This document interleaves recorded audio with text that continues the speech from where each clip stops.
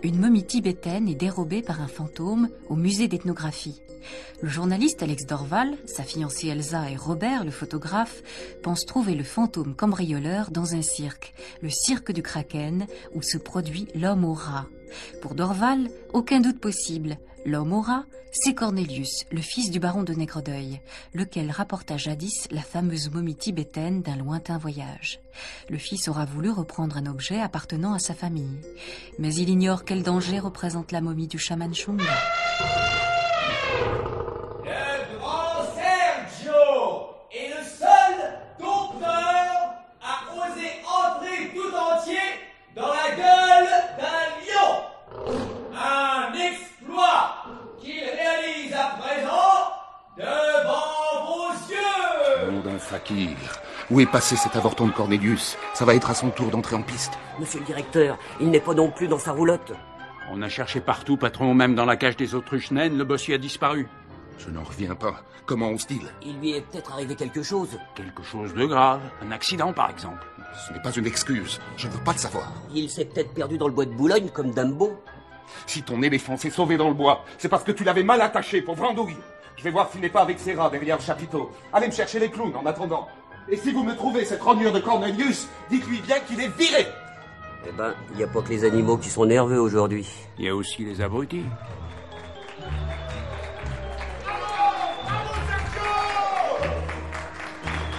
Pauvre lion, il va être obligé de tenir la gueule ouverte tandis qu'un faux italien à talonnettes lui chatouille la glotte avec son nez.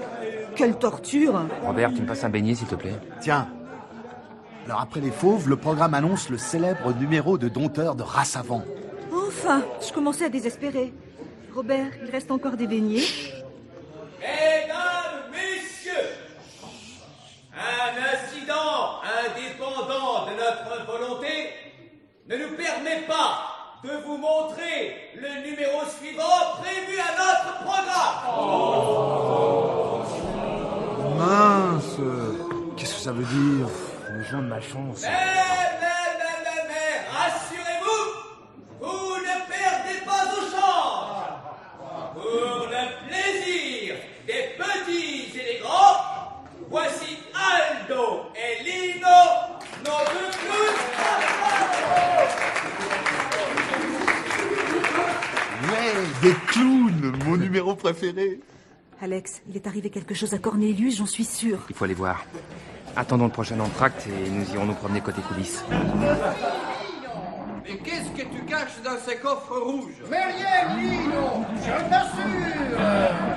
Ouvre-le donc. Jamais.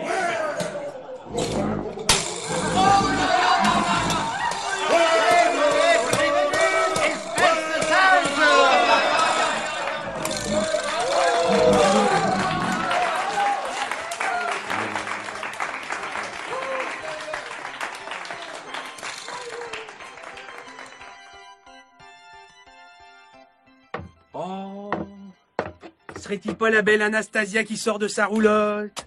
Bonsoir, monsieur Métallo. Et je t'ai déjà dit de m'appeler Jojo?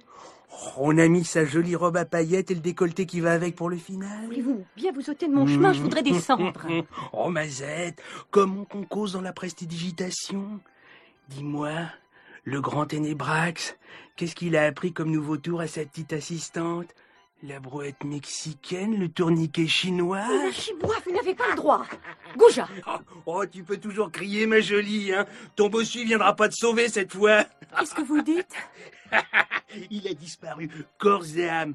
Même pas venu faire son numéro. Oh, le patron est dans une colère monstre. Cornelius n'est pas venu? Mais c'est impossible. Le patron l'a viré. Et toi, ma poulette, tu vas me donner un petit béco pour t'excuser de me lancer les talons dans les types. Laissez-moi passer, laissez-moi. Oh, juste un petit béco. Il y a de la place pour deux dans mon cœur de lutteur. Oh, rien ne résiste à Jojo le métallo. Non, je vous en prie. Vous feriez mieux de lâcher cette jeune personne, monsieur Métallo. tiens. Et d'où il sort l'avorton, là? Visiblement, cette jeune femme ne vous trouve pas à son goût, et je dois avouer que je la comprends. Oh, dis donc, pauvre cloche. Tu sais à qui tu causes? Je vous en prie, ne lui faites pas de mal. Alex? Normal. Ah, tu es là. Elsa et moi, nous te cherchions. Ah, bonjour, monsieur Métallo. Beau numéro, hein, bravo. Jamais vu quelqu'un avaler autant de pioches à la minute. Eh, qui c'est celui-là avec la môme à chapeau, là? Robert, ceci est entre monsieur et moi, ne t'en mêle pas s'il te plaît. Alex, Jojo le Métallo. Ça ira, Robert. J'ai fait de la boxe française durant mes études. Alex, sois raisonnable. Rien ne résiste à Jojo le Métallo, c'est marqué dans le programme. Oh, je vais lui casser la gueule à ce Gugus, quoi. Oh non, Jojo, on passe ça. Allez, hop! Je vous attends, espèce de satire! Oh, tu fais pas le poids, puceron, eh. Alors, il attend quoi le ferrailleur? Oh, je vais me le farcir. Non. Il était moins une. Ouah, merci, Robert. J'ai bien cru que t'avais pas vu mon clin d'œil. Ce gars-là, il t'aurait réduit en bouillie. Hein. Alex n'a rien. Non! Regarde! Robert l'a assommé avec une de ses pioches. Mademoiselle, je crois que cet Olibrius ne vous ennuiera plus. Du moins pendant quelques minutes. Merci, monsieur. Sans vous, je ne sais comment les choses auraient fini. Il me harcèle depuis des semaines. Mais nous ferions mieux de le ramener dans sa roulotte avant qu'il ne se réveille. Voulez-vous encore un peu de thé, mademoiselle Corrigan? Volontiers, Anastasia. Vous avez joliment décoré votre roulotte. Toute cette dentelle, c'est très cosy. J'aime crocheter à mes heures perdues entre deux numéros. À ce propos, Anastasia, savez-vous par hasard pour quelle raison l'homme Maura n'était pas de la représentation cet après-midi? Non, je suis très inquiète à son sujet. Ce n'est pas dans les habitudes de Cornelius d'agir ainsi. Donc, il s'appelle Cornelius. C'est bien lui, nous étions sur la bonne piste. C'est le cas de le dire. Vous le connaissez? Non, enfin oui. Ce serait un peu long à vous expliquer. Avez-vous une idée de l'endroit où il a pu aller? Il est parti depuis ce matin après avoir lu une petite annonce dans le journal. Je sais qu'il devait se rendre à une audition. Une audition? Ah, il veut chanter? Oh non, il espère décrocher un rôle important dans un film, pourvu qu'il ne lui soit rien arrivé. Cette audition, à quel endroit devait-elle se dérouler? Attendez, c'est écrit dans le journal, je vais vous le chercher. Tenez, c'est en bas de la page 7. Merci. Les films du Scorpion recherchent d'authentiques bossus pour un rôle principal dans adaptation cinématographique d'une œuvre de Victor Hugo. Audition au Théâtre des Deux Mules, 10 rue Péloudière, Boulogne, mardi et mercredi à partir de 9h. Il faut aller voir sur place. Et le plus tôt sera le mieux. Cornelius est peut-être en danger.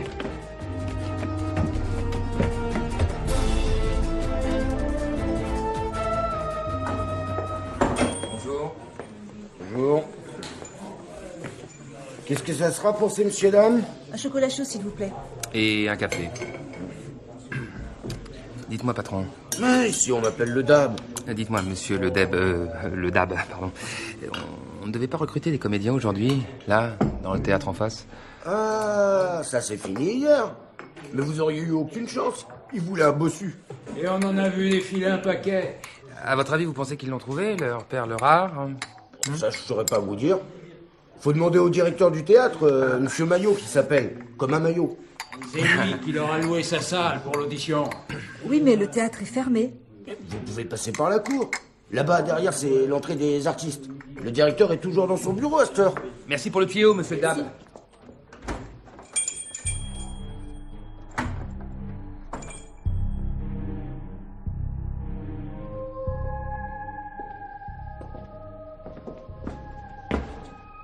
Le DAB avait raison, la porte est ouverte. Y a quelqu'un?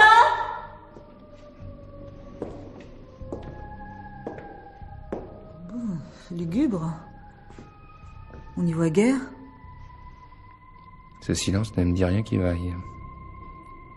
Alex. Et si c'était un piège? Pourvu que...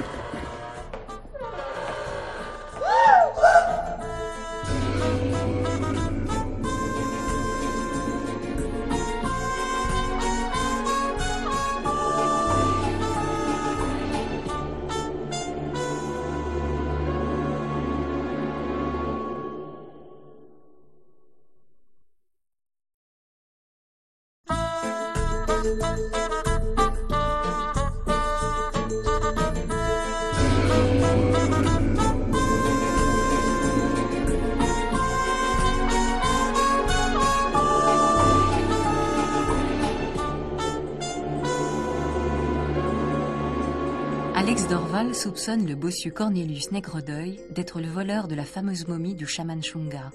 Sans doute le voleur ignore-t-il que le mystérieux docteur Barbezieux convoite les pouvoirs de cette momie. Toujours est-il que notre bossu demeure introuvable. Il aurait disparu après s'être rendu à une audition pour tenter d'obtenir le rôle de Quasimodo dans un film.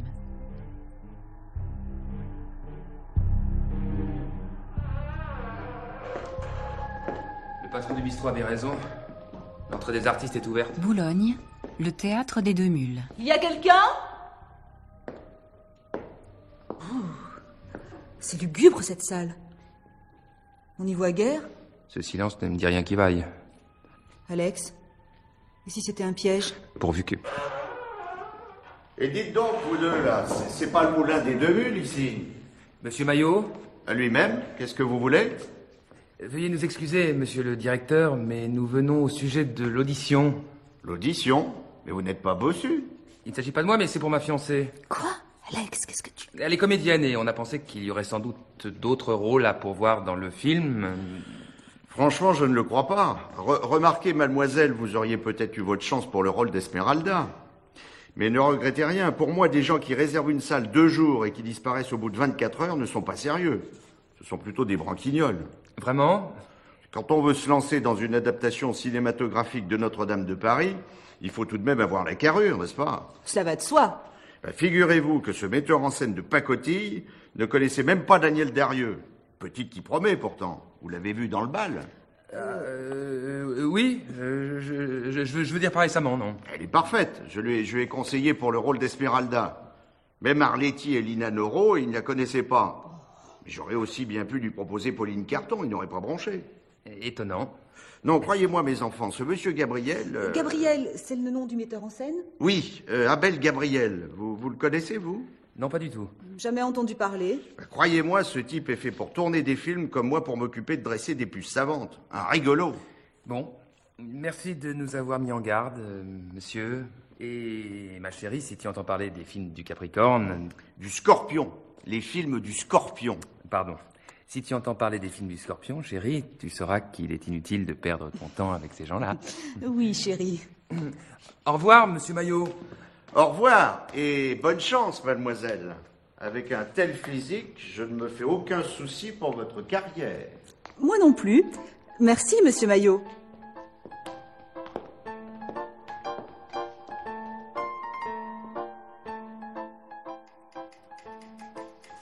Coucou, Robert. Ah, c'est vous?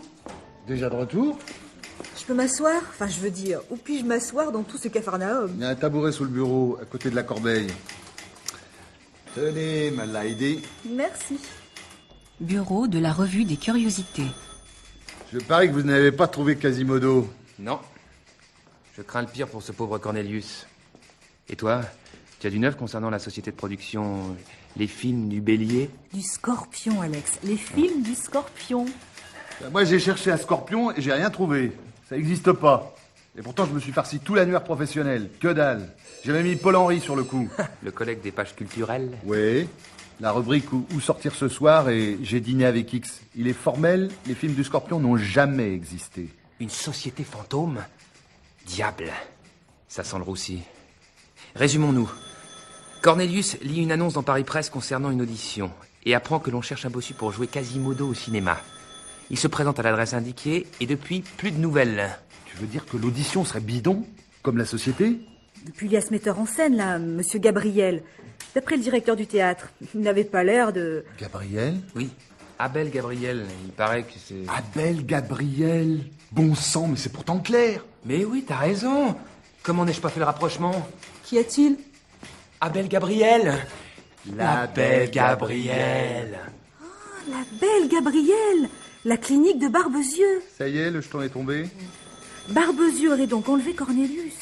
Robert, tu fonces à la clinique de Barbezieux en surveillance. Pourquoi moi? Elsa et moi, nous retournons au cirque vérifier qu'entre-temps, Cornelius n'a pas réintégré sa roulotte. Nous sommes peut-être en train de nous exciter pour rien. Si Barbezieux est dans le coup, faut s'attendre au pire.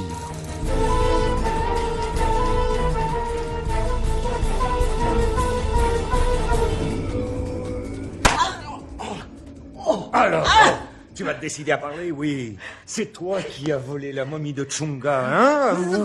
Oh, réponds, trésor. Le docteur Barbezieux n'aime pas lorsque ses patients lui résistent. Allez vous faire voir, mademoiselle Carmilla. Je ne dirai rien de toute manière, Oh, je vais pleurer. Tout est déjà joué, j'ai toujours su que c'était vous qui aviez volé mon chapitre pour faire vos sales expériences. Vous avez fait ça, docteur. Oh, enfer et damnation, je suis démasqué. Du reste, j'ai jamais compris comment mon père avait pu s'acoquiner avec une crapule de votre accueil. Il faut croire que Papa Nègre-d'Œil et moi avions quelques points communs. Figure-toi que nous partagions certains secrets qu'il n'a même pas voulu te confier à toi, son propre fils. Oh, le sale gnome, il me souille. Bien, docteur, notre ami ne semble pas d'humeur à vous faire des confidences. Qui plus est, il ne semble pas vous porter dans son cœur. Vous ai-je dit que lorsqu'il était tout jeune, j'avais entrepris un traitement pour redresser sa bosse? J'avais oublié ce détail. Il en aura gardé un douloureux souvenir. Mais j'y songe. Pourquoi ne pas reprendre vos séances de redressement? J'aurais certes préféré utiliser des méthodes de persuasion plus personnelles.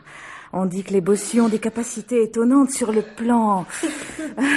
Vous me comprenez? Ma panthère, je reconnais bien là votre tempérament. Mais avec quelques bonnes élongations, nous viendrons sûrement à bout de son mutisme. L'idée me paraît excellente. Et puisqu'elle vient de vous, je vous autorise à prendre la direction des opérations. Vous pourrez ainsi joindre l'utile à l'agréable.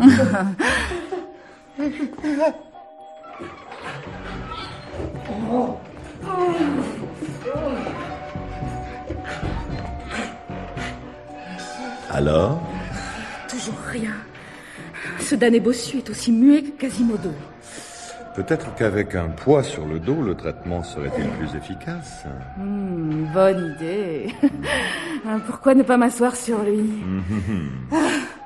Tous ces efforts m'ont mise en sueur. Je déboutonne ma blouse. Ne vous gênez surtout pas pour moi. Je m'occupe de la manivelle. Enfin, un peu d'air frais sur ma peau. Faut-il tourner vers la gauche ou vers la droite? Pitié, pas la manif.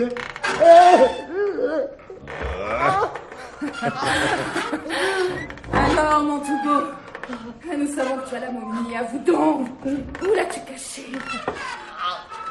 Inutile. Il s'est évanoui. Attendons qu'il reprenne ses esprits. Il est plus coriace que je ne le pensais. Monsieur Malicorne, vous auriez pu frapper. Mais j'ai frappé. Dites-moi, j'arrive au bon moment, hein. Je constate, mademoiselle Carmilla, que vous n'hésitez pas à vous donner corps et âme dans l'exercice de vos fonctions. Pourriez-vous dire à vos deux sbires de ne pas regarder lorsque je reboutonne ma blouse? Ah oui, César Rideau. C'est une représentation privée. Oui, chef. Alors, le bossu, il a avoué? Hélas, il a pris 2 centimètres, mais nous n'avons toujours rien tiré de lui. Oh, vous savez pas vous y prendre, voilà tout. Mademoiselle Carmilla s'amuse. Mais elle est guère efficace. Dites donc, vous. Nous autres professionnels, nous savons être autrement persuasifs. Il n'y a qu'à le confier à mon Marius, il s'y attend. Pour délier des langues, hein, Marius? Oh oui, chef, s'il vous plaît. Si vous l'aviez vu faire avouer à Milos le Yougo où il avait planqué le magot du casino de golf du Havre. Du grand art, hein? Oh, chef, laissez-le-moi.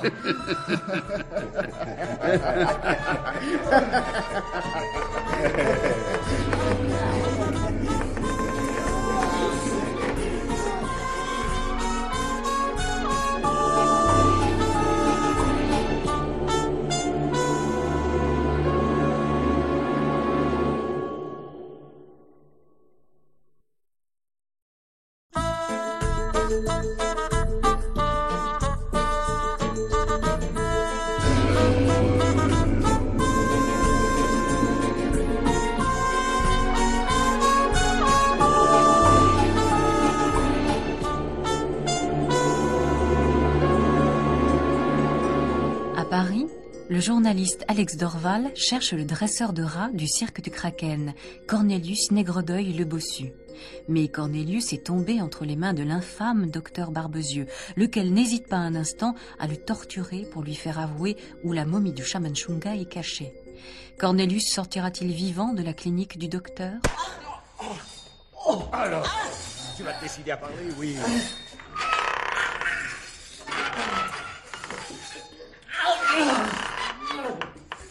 Arrêtez, Camilla. Cornelius est à nouveau évanoui. Ah, vous arriverez à rien avec vos méthodes de gagne petits besogneux. Bon, allez donc vous rhabiller, Carmilla. Et laissez faire à ceux qui savent. Hein. Mon Marius va s'occuper de ça. Fichez-moi la paix, Malcolm. Occupez-vous de vos affaires et laissez-moi opérer. Je n'ai pas besoin de vos conseils et surtout pas de l'aide de vos gorilles. Dites donc, Barbezieux, vous entendez comment votre assistante me parle à moi, je maliconde, hein? Et puis ma patience a des limites, hein. Voilà des semaines que vous me promettez cette momie, et aujourd'hui vous vous la laissez souffler sous le nez par ce bossu, hein. Alors, débrouillez-vous comme vous voulez, mais je veux des résultats, hein. Si vous voulez pas vous retrouver scellé dans un sarcophage de ciment au fond du vieux port. Vieux porc vous-même? Vous croyez sans doute qu'avec votre brutalité de primate, vous pouvez tout obtenir? La putasse, là, yo. Ma brutalité de primate, elle vaut bien vos méthodes perverses à la mort moellonneuse. Alors, non, calmez-vous, mon cher ange. Je crois que ce prospectus providentiellement tombé de la poche de notre ami Cornelius va mettre tout le monde d'accord. Un programme de cirque? Vous vous foutez de moi? Si vous croyez que j'ai le temps d'aller au cirque. Attendez. Regardez ce que je lis dans la liste des attractions. L'homme au rat. Je crois que nous touchons au but. Voyons voir. Le cirque du Kraken, du 10 au 22 novembre, pelouse de la Muette. C'est à 2 pas, nous serons fixés d'ici peu de temps.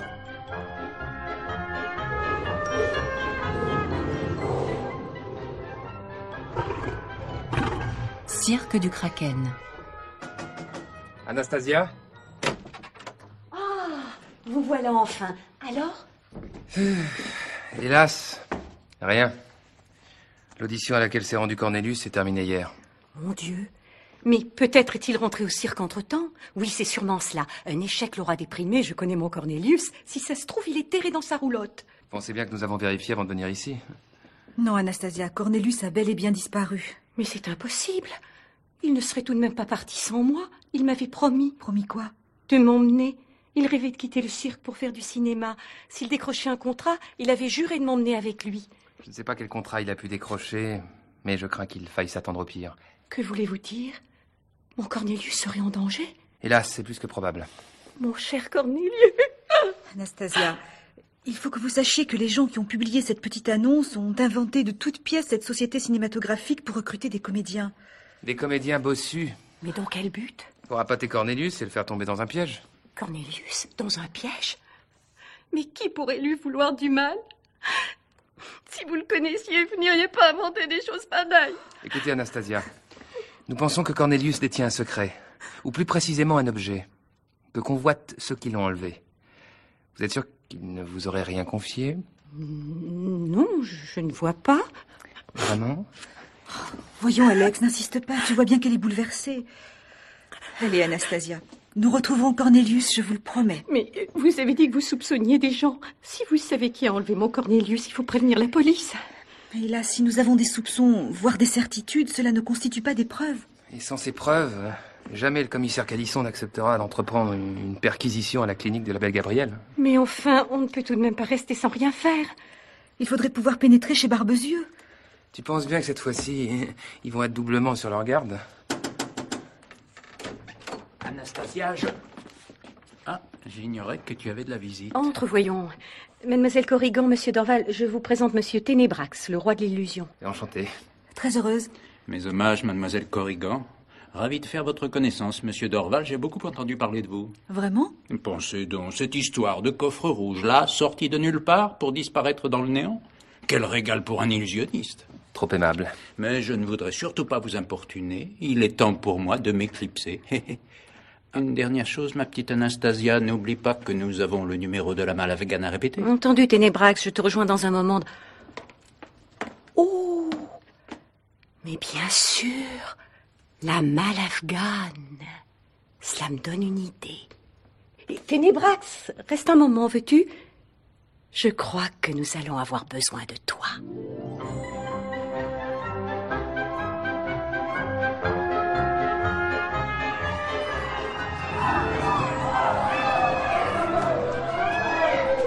Eh bien, que se passe-t-il encore? Qu'est-ce que c'est que ces cris? Qui est sur la piste? Aldo et Lino, patron. Alors, les petits enfants, on est content de retrouver son ami, le croque-mitaine. Aldo et Lino? Mais qu'est-ce qu'ils fabriquent? Ils font peur aux enfants. Je sais pas, monsieur le directeur. Ils ne sont pas dans leur état normal.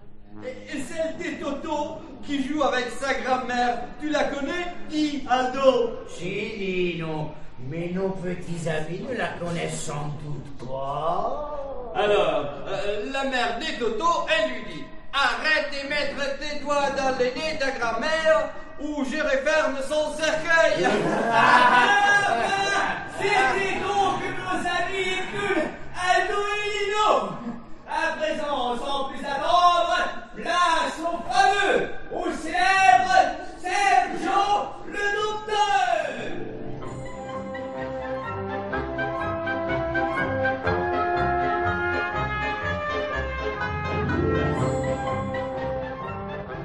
Vous avez vu ces clowns, Carmilla? C'est inouï. Je trouve ce numéro d'un goût plutôt douteux pour une matinée d'enfantine. Justement, Barbezieux, à propos de matinée enfantine, figurez-vous que j'ai passé l'âge. Qu'attendons-nous pour nous faufiler jusqu'à la roulotte de Cornelius? Non, mais rien ne presse. Attendons l'entracte. Je me délecte de ces numéros étrangement malsains. Regardez ce dompteur, par exemple, avec quel sadisme il fouette ce malheureux lion.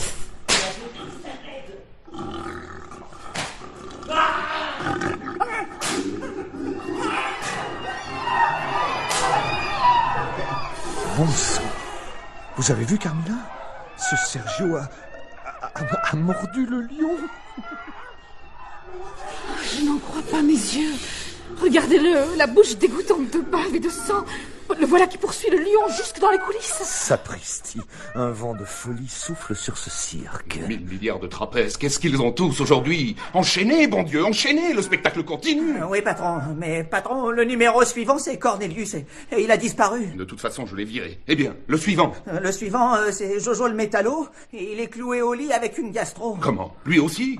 Mais ce cirque va à volo, 1000 chapiteaux. Qui nous reste-t-il? Alors, il y a Ramon Rodriguez y Sanchez, le pistolero masqué. Eh bien, qu'attendons-nous? Enchaînons, nom de pipe, enchaînons! Et à présent, mesdames et messieurs, j'ai l'honneur et l'avantage de vous présenter un numéro qui est unique au monde. Aïe, je crains le pire. Cette bille que je la pose sur la tête de la belle Dolores, je vais la pulvériser à 10 mètres, les yeux bandés.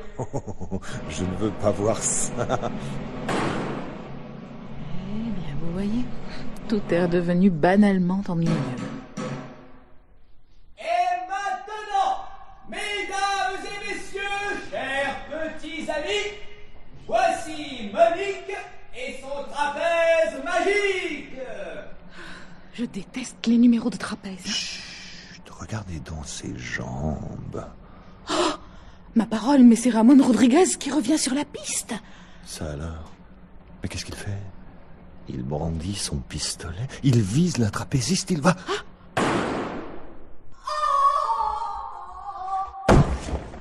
Elle est morte. Il l'a tuée.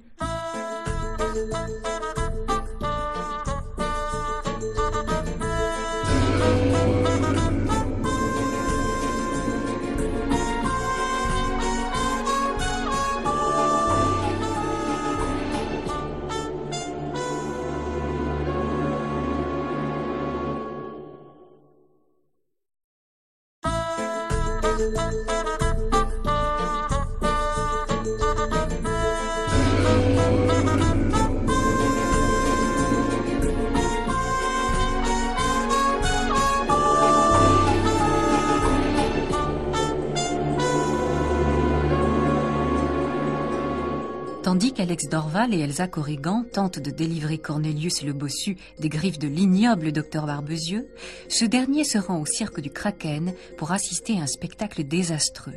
Après les clowns devenus méchants, le pistolero masqué fait un carton sur Monique et son trapèze magique. Ces perturbations auraient-elles un rapport avec la fameuse momie du chaman Shunga?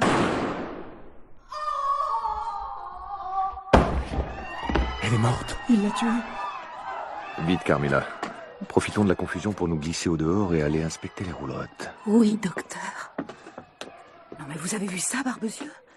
Ce Ramon Rodriguez a abattu la trapéziste en plein vol. La momie n'est pas loin, nous brûlons, je le sens. Vous croyez que c'est elle qui aurait créé toutes ces perturbations? Oui, mais cela signifie que le chaman a commencé à se réveiller. Nous n'avons donc pas de temps à perdre. Voyons, laquelle de ces roulottes peut bien être celle de Cornelius? Essayons ici.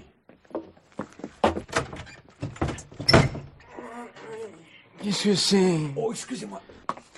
On ne va tout de même pas visiter toutes les roulottes. Oh, Carmilla, regardez. Il y a une cage pleine de rats sous celle-ci. C'est sans doute celle de Cornelius. Fermé. Vite! Mais je fais ce que je peux. Ah, là, ça y est.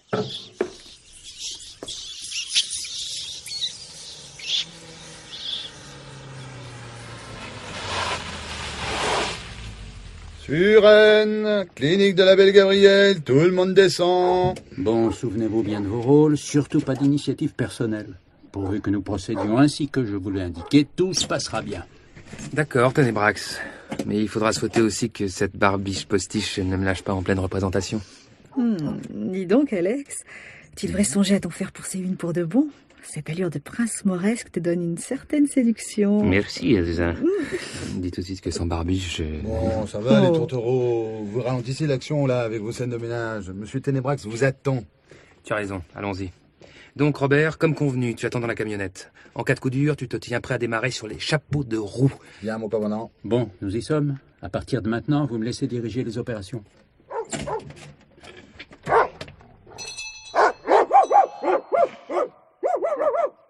Qu'est-ce que c'est?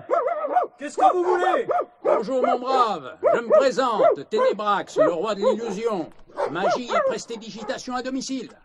On a besoin de rien. Couchez, Belzébuth. Je me permets de préciser que ce spectacle m'a valu la baguette d'or 1930 décernée par l'Institut des jeunes aveugles. Mais puisque je vous dis... Il va de soi que la représentation que je souhaite proposer au docteur Barbezieux est spécifiquement adaptée à la clientèle de renom d'un établissement tel que le sien. De toute façon, le docteur est absent pour le moment. Je ne peux pas prendre de décision à sa place. Mais dites-moi, mon brave, qu'avez-vous donc là, derrière l'oreille? Et là, ne me touchez pas, hein? Qu'est-ce que... Oh, mais un louis d'or? Eh bien, dites-moi. Ben ça... Je me suis pourtant lavé les oreilles ce matin. Tenez, gardez ça et appelez donc votre patron. Mais je vous ai dit, il est pas là. Oh, mais coquet de soir, il va pas se taire, ce kleps. Qu'est-ce qui se passe, Émile? Des saltimbanques, monsieur Malicorne. Ils veulent proposer un spectacle de magie au docteur Barbezieux. Je me tue, alors répétez qu'il est sorti et que par conséquent... Mais comment? Mais j'adore ça, moi, les tours de prestigité en fin de magie, là. Faites entrer ces gens, Émile. Oui, monsieur Malicorne. Allez, ouvrez-moi son portail. Et laissez entrer ces messieurs. Eh bien, dites, je veux dire, ces messieurs-dames, hein. Mes hommages, princesse. Mademoiselle Yasmina.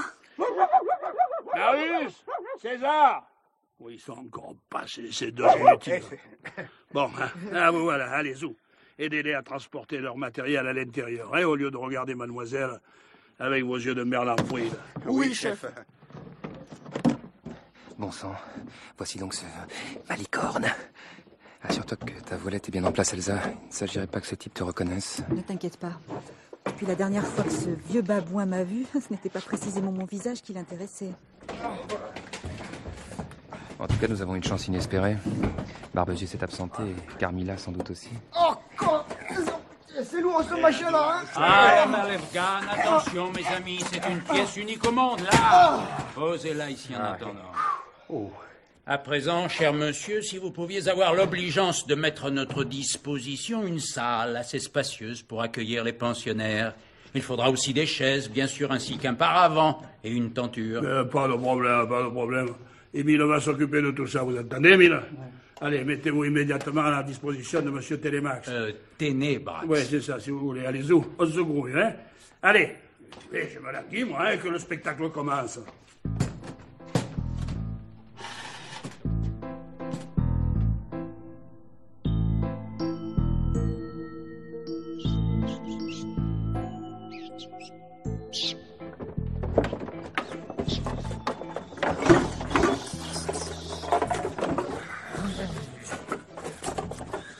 Bon sang, Carmilla. Nous avons fouillé cette roulotte de fond en comble. Rien, pas de momie. Vraiment, Barbezieux, vous vous attendiez à ce que Cornelius la laisse en évidence dans sa roulotte? Ça aurait été trop beau. Et les autres qui ne vont pas tarder à rappliquer. En attendant, nous n'avons plus rien à faire ici. Allez, sortons.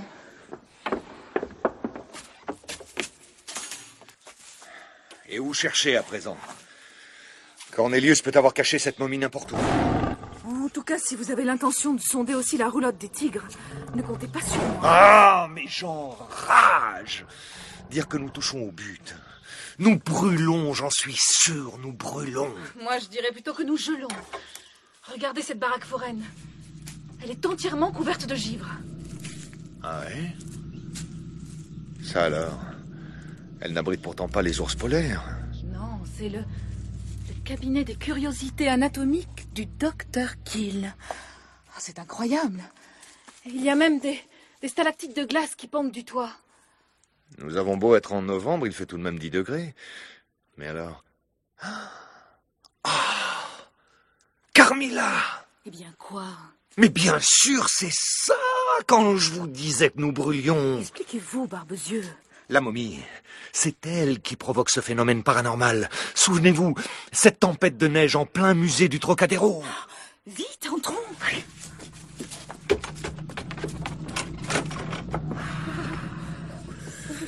Sapristi, règne ici un froid polaire. Quelle horreur! Qu'est-ce que c'est que tous ces machins? Oh, des montages et des reproductions en cire de difformités anatomiques. Des fœtus monstrueux conservés dans des bocaux rassemblés pour satisfaire la curiosité morbide du public. Oh, le ventre ouvert de cette femme enceinte est d'un réalisme saisissant. Et cette tête de guillotinée. Hein? Ah, c'est une vraie. Mais que viendrait faire notre momie dans ce bric-à-brac? Eh bien, justement, c'est le vieux truc de la lettre volée. Pardon? Comprenez, pour nous, il était évident que Cornelius avait dissimulé la momie quelque part. Au contraire, il l'a exposée au vu et au su de tout le monde.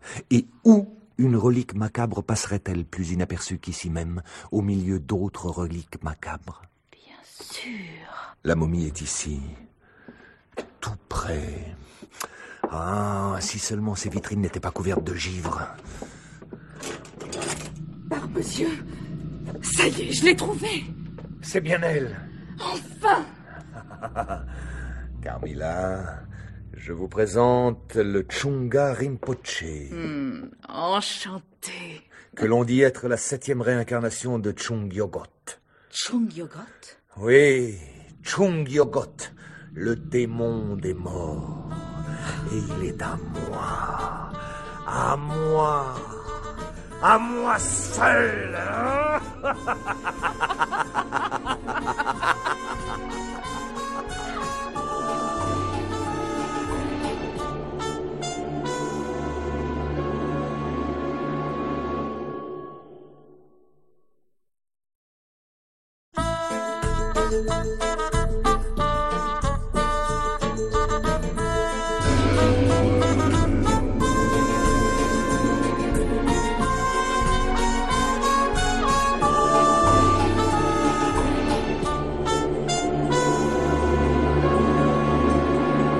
La fameuse momie du chaman Chunga est tombée entre les mains du docteur Barbezieux. Le défunt baron de Nègredeuil avait durant 20 années conservé cet objet dans la cave de son château à Mornefange avant de le léguer au musée d'ethnographie de Paris. Le journaliste Alex Dorval et Elsa Corrigan vont tout faire pour récupérer la momie.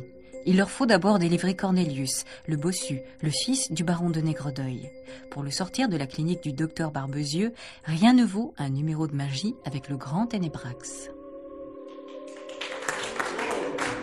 Merci, merci. Voici un foulard en soie, à pois. Je le glisse comme ceci par l'intérieur de la main. Madame, veuillez me dire une couleur qui vous passe par la tête sans réfléchir, madame. Rouge, très bien. Et voici notre foulard qui ressort instantanément, ou presque, rouge. Oh. Suresnes, clinique de la belle Gabrielle. Vous l'avez compris. Tu te débrouilles plutôt bien, notre magicien. Hein? Alex, ton turban. Quoi? Il est de travers. Et là, c'est mieux? Comment me trouves-tu, princesse du Bengale? Tu es splendide, Elsa. Ça va être à moi. Alex, j'ai le trac. Fais exactement ce que nous avons prévu et tout ira bien. Dès que Ténébrax aura refermé sur toi le couvercle de la malle, tu te glisses derrière le paravent, tu rampes jusqu'au rideau et tu rejoins la petite porte qui donne accès au sous-sol de la clinique. C'est compris? C'est sûrement là que Barbezieux retient Cornelius prisonnier. Si toutefois il le tient séquestré ici, car pour l'instant, nous n'en savons rien. Tu as pris ta touille avec toi? Oui, il est dans ma poche. Je vais donner des biscottes à grignoter. Pourvu que ça marche. N'ayez pas peur, cette pluie de confettis ne tâche pas. À présent, public aimé, je vous demande d'accueillir, comme il se doit, ma charmante assistante, Yasmina. Bonsoir, Yasmina. Bonsoir, monsieur Ténébrax. Je vous en prie, Yasmina, prenez place. Si vous voulez bien vous donner la peine de vous allonger dans cette malle, nous pouvons à présent refermer le couvercle de la malle. Cette malle que je vais entièrement cadenasser par simple précaution. Voilà. Diantre magie songe, Yasmina risque de manquer d'air. Vite, mon matériel. Voilà qui fera l'affaire. Je vais faire quelques trous dans cette malle à l'aide de ce sabre afin de permettre à Yasmina de mieux respirer. 1, 2, 3... Mon Dieu, qu'ai-je fait? Y a-t-il un médecin dans la salle, ce monsieur, au fond? Tenez-vous prêt à toute éventualité, docteur, je vais ouvrir la malle. Yasmina, légère comme un voile, répondez-moi, êtes-vous là? Pas de réponse. J'ouvre le couvercle de la malle. Yasmina, plus légère qu'un voile, bas des ailes, petite colombe.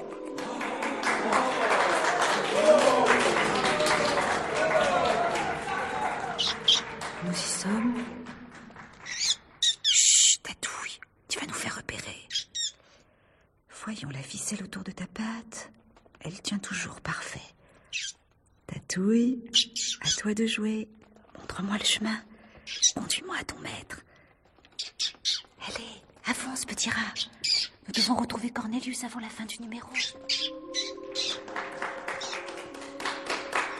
J'appelle à mes côtés le célèbre mage Tadziki et son turban magique, le disciple et détenteur des secrets du fabuleux Abdul al-Rachid Ben Tarama, le célèbre astrologue, le mage Tadziki. Asseyez-vous, ô mage. Pour mener à bien cette séance de télépathie divinatoire, mage Tadziki, je dois d'abord vous bander les yeux, si vous le permettez. Le permettez-vous, ô mage? Je le permets. Voici le bandeau en place. À présent, monsieur Tadziki, vous n'entendez plus que ma voix, seulement ma voix. Eh bien, monsieur Tadziki, êtes-vous prêt? Oui, je le suis. Êtes-vous en contact avec moi? Je suis en contact avec vous. Monsieur Tadziki, concentrez-vous bien et dites-moi, je vous prie, attention s'il vous plaît, pouvez-vous me dire quelle est la nature exacte de l'objet que je montre à présent à l'honorable assistance? C'est une montre. Oui, bravo, il s'agissait en effet d'une montre. Nous l'applaudissons bien fort, oui, il le mérite. Ces couloirs sont déserts. Ma parole, ils sont tous au spectacle. Je donnerais cher pour voir Alex jouer les médiums. Et toi, c'est pas le moment de flemmarder. Allez, Tatouille, cherche ton maître. Tu as flairé quelque chose? C'est par ici? Cette porte? Dépêche-toi.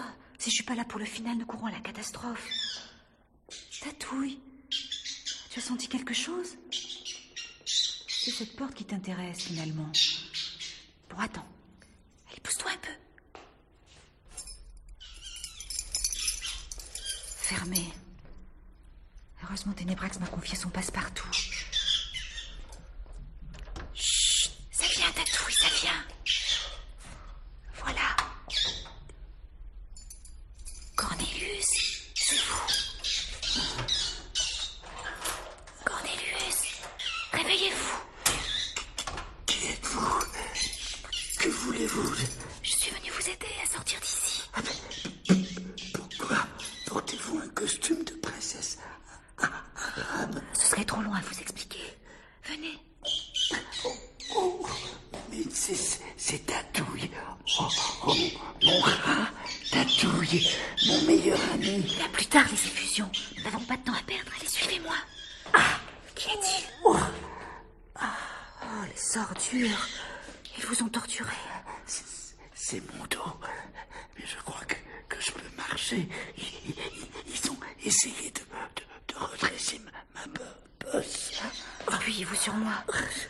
Nous avons des escaliers à monter. Vous pensez y parvenir? Je sais pas. Allons-y. Doucement.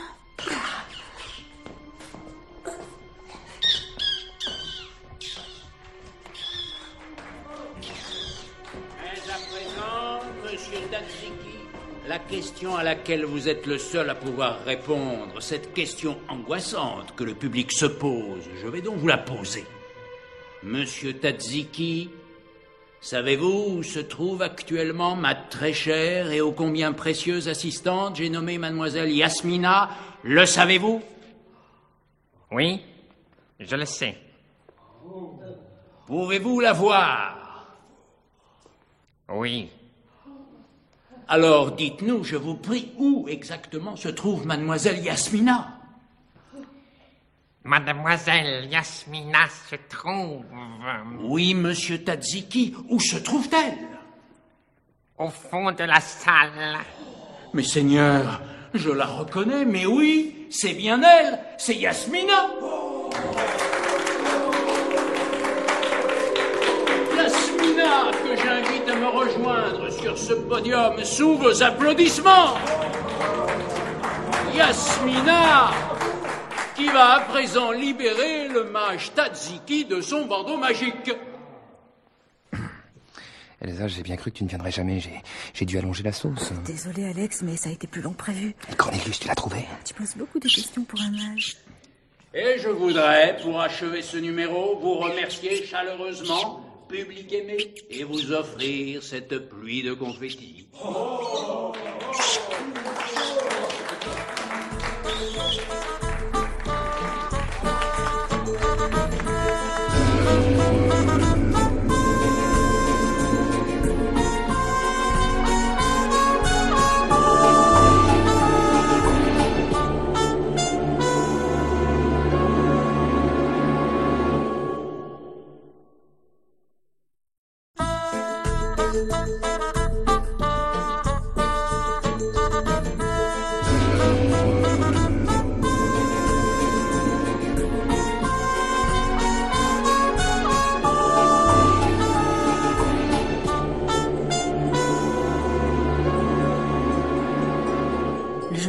Alex Dorval, Robert et Elsa ont délivré le bossu Cornelius grâce au magicien Ténébrax et sa malle afghane.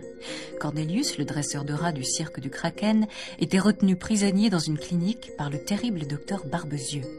Le bossu est le seul à connaître la cachette d'une étrange momie qu'il a volée au musée d'ethnographie de Paris et dont le docteur Barbezieux veut à tout prix s'emparer.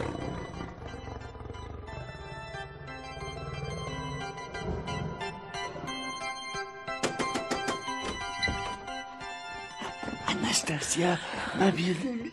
Cornelius, j'étais morte d'inquiétude. Paris, Bois de Boulogne, cirque du Kraken. Salaud de Barbezieux l'a torturé pour obtenir des aveux. Oh, Cornelius, si tu savais quelles choses terribles sont arrivées au cirque aujourd'hui. Que veux-tu dire, ma colombe? Qui tu sais a disparu. Ah non, pas ça. Cornelius, dois-je comprendre que vous... Oui, monsieur Dorval, il s'agit de la momie. Tu peux parler sans crainte devant nos amis, Anastasia. Ils sont au courant de tout. Je suis désolée. Je sais combien tu y tenais. J'aurais dû laisser ma petite momie à sa place au musée. C'est sûrement un coup de barbezieux. Cette momie, elle possède un pouvoir particulier, n'est-ce pas? C'est bien la momie du chaman Shunga. Oui, mais le chaman Shunga est lui-même la réincarnation d'une divinité. Shang Yogur. Je ne suis pas très sûr de la prononciation. Shang Yogur? Shang Yogur. J'ai lu un nom comme ça quelque part dans mon ouvrage sur les rites et les légendes tibétaines. Cela explique alors pourquoi cette momie est si troublante. Troublante? Le mot est faible. Elle est la cause de toutes ces anomalies et de ces actes de folie. Je ne le crois pas. Voyons, Cornelius, cessez de vous voiler la face. Cette momie que votre père a rapportée du Tibet voilà une vingtaine d'années est à l'origine de votre difformité et des nombreuses naissances d'enfants anormaux au village de Mornefonge. Non! Des enfants sans bras, des clowns méchants, des tempêtes de neige dans un musée. Et cette épidémie de grippe espagnole qui touche Paris depuis que la momie est arrivée au musée. Vous n'allez pas me dire qu'il s'agit de simples coïncidences? Ah bon? Parce que la grippe, c'est aussi un coup de la momie. Oh mon Dieu. Reconnaissez-le, Cornelius. Cette momie est maléfique. Non, c'est pas vrai. J'ai grandi avec elle. C'est une gentille mamie. Shang Yogourt. Ne serait-ce pas plutôt Shung Yogot? Oui, c'est ce nom-là. En effet. Shung Yogot est bien une divinité, mais d'un genre particulier. Qu'est-ce que tu veux dire, Elsa? Shung Yogot est le nom que porte le démon des morts. Non, c'est impossible. Je crois que nous ferions bien mieux d'aller rendre une petite visite à Samantha.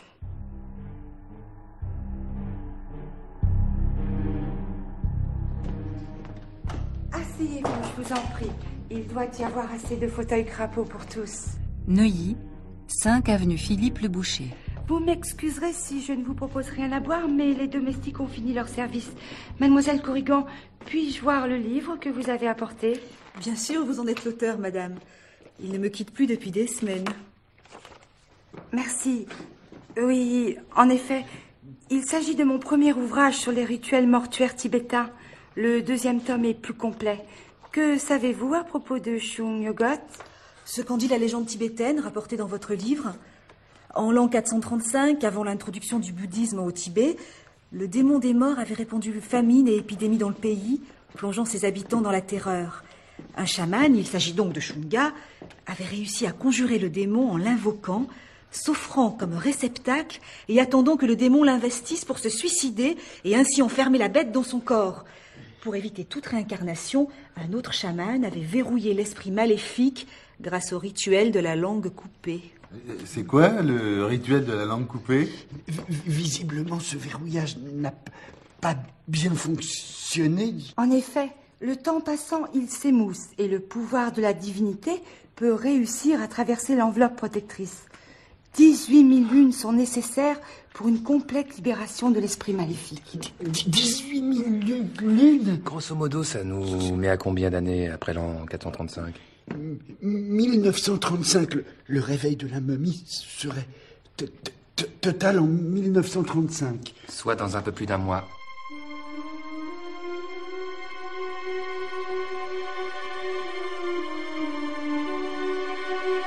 Mademoiselle Corrigan, savez-vous où se trouve la momie actuellement? Hélas, non. Nous supposons qu'elle est en possession d'un homme qui connaît son pouvoir maléfique. Oui, et il a sûrement lu le 2e tome de votre bouquin. Si tel est le cas, Monsieur Robert, il va sans doute vouloir accélérer le processus de réveil du démon dans le but d'exercer pleinement son pouvoir. Il lui suffit pour cela de placer la momie au centre d'une construction de forme pyramidale. Ainsi, toute sa force potentielle est décuplée et l'enveloppe conservée intacte. Conclusion, Barbezieux a besoin d'un tel espace pour utiliser la momie au maximum de ses capacités. Je sais où Barbezieux a emmené sa momie. Sur la tour Eiffel? Oh, trop évident, Robert. Je ne crois plus malin que ça. La pyramide de Khéops, c'est bien trop loin. Il existe une construction de forme pyramidale plus près de nous, jeune homme. Dans le désert de Retz, à l'ouest de Saint-Germain-en-Laye, en bordure de la forêt de Marly. Mais madame, en admettant que Barbezieux connaisse cet endroit et qu'il s'y soit rendu avec la momie, que va-t-il arriver? Un cataclysme, sans aucun doute. Madame Eden Clark, existe-t-il un moyen d'arrêter cela? Non, monsieur Dorval. On peut seulement retarder la libération du démon. Comment? C'est très simple. Il faut replacer la langue du chaman Chunga dans sa bouche, puisque sa langue a été sectionnée au cours du rituel de verrouillage par un autre chaman. Encore cette histoire de cannibale? La langue, une fois retournée dans la bouche de son propriétaire, annule le processus de verrouillage enclenché quelques siècles plus tôt. Ainsi, le flux d'énergie maléfique va-t-il se libérer de façon très progressive, évitant l'effet de cataclysme brutal. Madame, quel aspect peut avoir la langue d'une momie de plus de 1500 ans? Celui d'une peau d'orange séchée, noircie et racornie.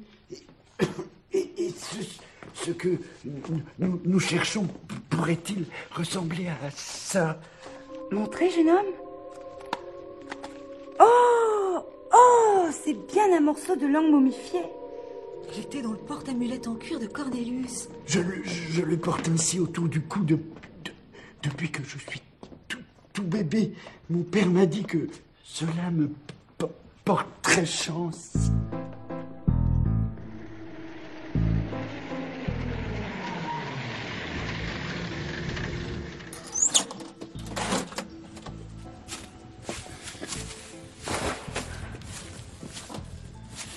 Ah, nous y sommes, Carmilla. Le désert de Ré. Ça? Mais cette propriété semble abandonnée depuis des siècles. Mais regardez dans quel état est ce mur. Oui, il tombe en miettes, nous n'aurons aucun mal à l'escalader, c'est du gâteau. Parlez pour vous, Barbezieux, moi je trouve ce lieu particulièrement sinistre. Hein. Ne vous fiez pas à votre première impression, mon cher Malicorne. Je crois plutôt que toute la grâce du jardin anglais transparaît encore dans l'abandon sauvage auquel il est réduit. Derrière ce mur. Allez, Marius, César, prenez le matériel. Oui, chef. Il faut aussi prendre la momie, chef. Évidemment, espèce d'hibiscus défraîchis, là. Le docteur en a besoin pour son expérience. Sinon, comment vous voulez qu'il me rajeunisse? Bougre de conifères vermoulus. En grimpant en haut de ce mur, nous devrions apercevoir la pyramide. Bon, nous avons assez perdu de temps. Il faut escalader ce mur. Permettez, ma chère, que je vous fasse la courte échelle. Tenez-moi bien. Y êtes-vous enfin? Oui. Et qu'est-ce que vous voyez? La glacière. Voyez-vous la glacière? Je vois. Je vois. Ah! Carmilla? Elle a fait la galipette. Carmilla! Carmilla, mon tout petit, répondez-moi! Carmilla!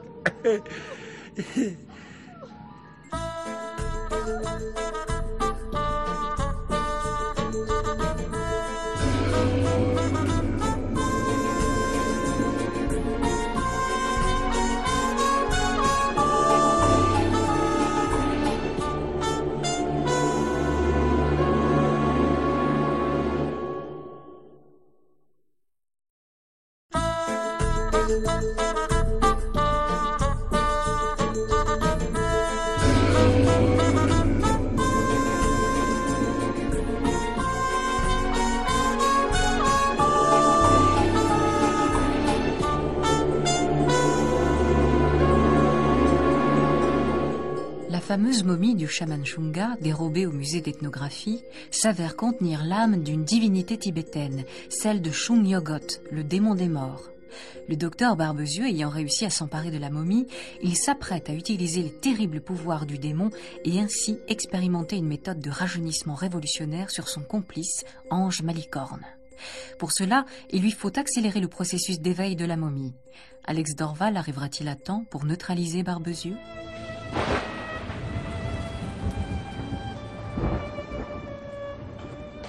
Décidément, Barbezieux, cet endroit me plaît bien. Hein. Je préférerais votre labour à ce caveau froid et humide.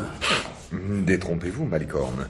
Comparé au lieu où nous nous trouvons à présent, mon labo n'est qu'un vulgaire atelier pour bricoleurs du dimanche. À l'ouest de Saint-Germain, en bordure de la forêt de Marly, dans le désert de Retz. Quand même, hein. Tout ça me semble guère scientifique. Hein. Ah, c'est que nous évoluons aux frontières de la science. Sa structure même, de forme pyramidale, mais aussi sa situation privilégiée sur une zone de conjonction de courants telluriques et cosmiques font de cet édifice un véritable laboratoire d'avant-garde. Vous savez, nous autres, dans le business, on se méfie des avant-gardes. Hein. Oui, mais ce ne serait qu'une simple structure vide. Un lieu froid et humide, je vous l'accorde, sans la pierre philosophale que nous avons apportée avec nous. Carmilla, veuillez vous occuper de la mise en place de la momie. Bien, docteur. Marius, César, sortez la momie du sac. C'est que... on aime mieux pas y toucher, nous, à ce machin. Faites ça comme vous dites, on de l'air. Bien, patron.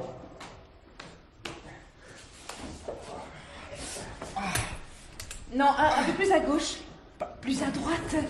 Là, au centre de cette dalle.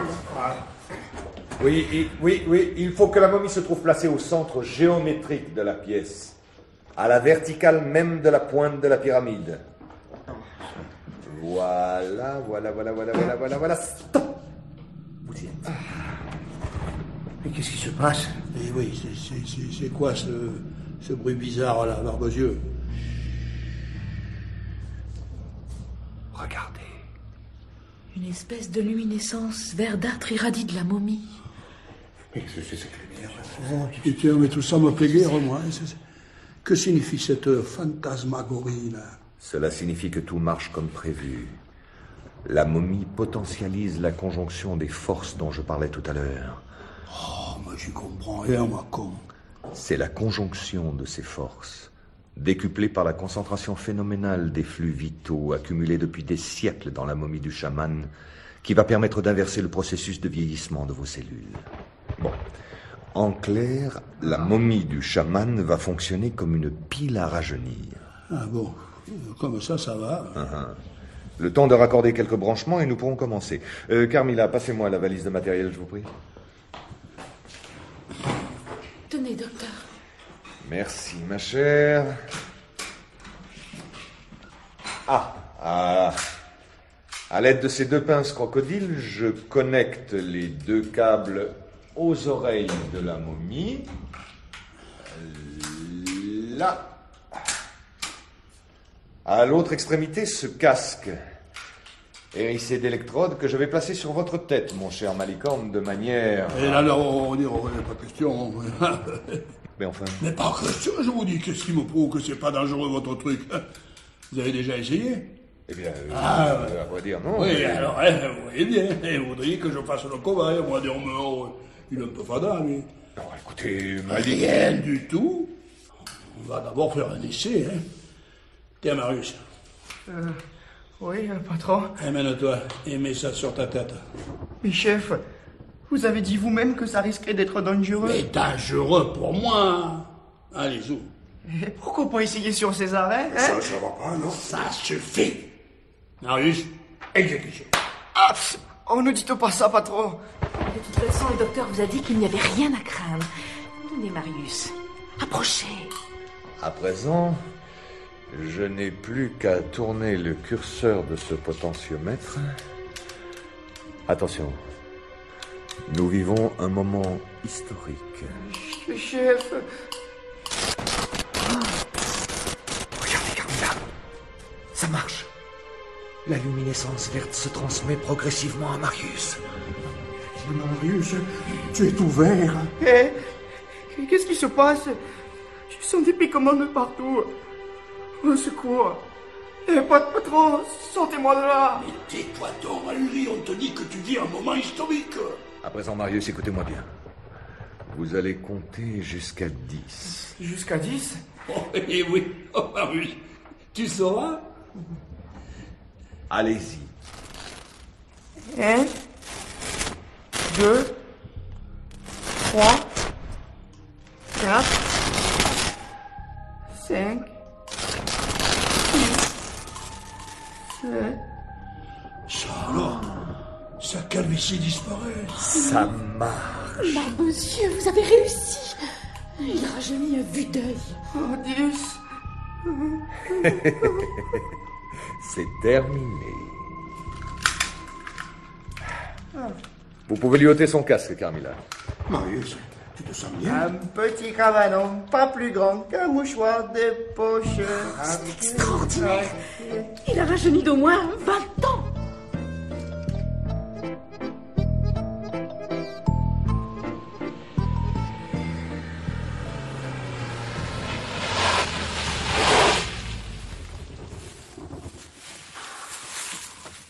On aurait pu pousser plus loin avec la voiture. Ça fait bien une demi-heure qu'on longe ce mur d'enceinte.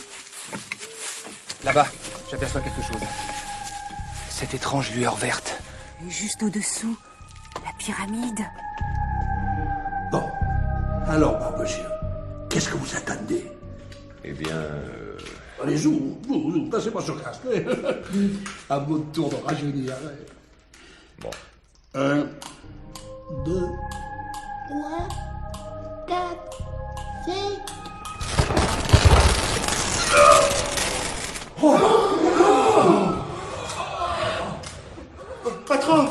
Patron, vous allez bien? Et si jamais il meurt, il va être furieux. Bon, bah écoutez, vous autres, aidez-moi à le transporter jusqu'à la voiture. Nous reviendrons ensuite récupérer la momie. Allez.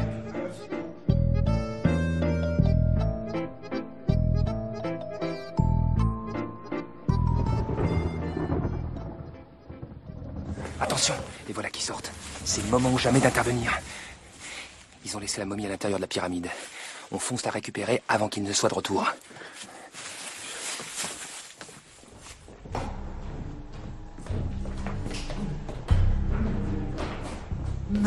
Ma momie. Elle est intacte. Ouais, je trouve qu'elle fait un drôle de bruit. Et cette étrange lueur verte qui en émane. Cornelius, à vous de jouer. D'accord. Voilà, je sors la langue racornie de son étui et je la replace dans la bouffe. Voilà. Je fais.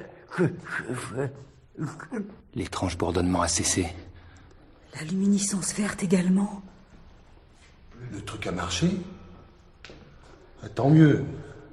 J'aurais pas aimé me retrouver avec le démon des morts installé sur la banquette arrière.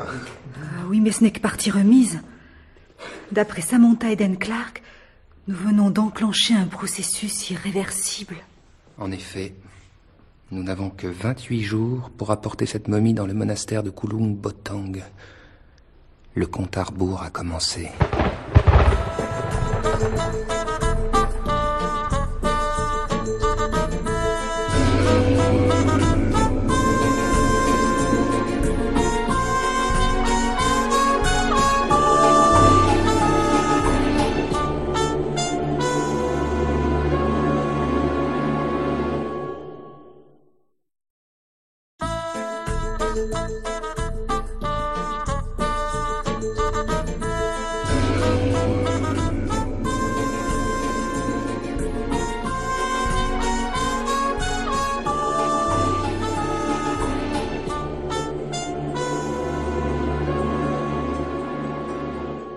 Après bien des péripéties, le journaliste Alex Dorval a enfin retrouvé la momie du démon des morts, dont le pouvoir maléfique menace l'humanité. Embarqués à bord du bateau le Pomodore, via Istanbul, Alex, Robert et Elsa rapportent la momie au monastère tibétain où elle fut jadis volée. Le terrible docteur Barbezieux va-t-il encore essayer de les en empêcher? Et si la momie se réveillait avant la fin du voyage? Marseille, 3 décembre 1934.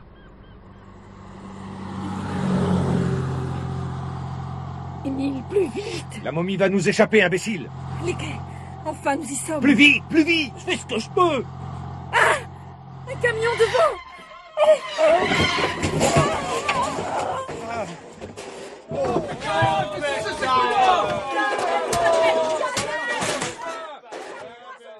Docteur Barbezieux, mon trésor, vous n'avez rien? Que voulez-vous qu'il m'arrive, ma chère? Auriez-vous oublié que je suis immortel? Je ne le ferai jamais. Désolée. Tu vas redémarrer, oui. Émile, cessez de malmener Mal de la Haye. Aidez-nous plutôt à sortir de la voiture. Bien, patron. Attention de ne pas glisser sur un de ces fichus poissons, mademoiselle Carlia. Et il y en a partout. Regardez, là-bas. Le Pomodore. Il quitte le port, nous arrivons trop tard. Il n'y a pas d'autre bateau pour Istanbul avant 3 jours. Tous ces efforts pour finir au milieu de caisses de merlure. C'est déplacé. Qu'en pensez-vous, ma chère? Je ne vous le fais pas dire. Ils ne perdent rien pour attendre, Carmilla. Je les retrouverai quoi qu'il m'en coûte. Et je reprendrai cette momie. Elle est à moi, n'est-ce pas? À moi seul.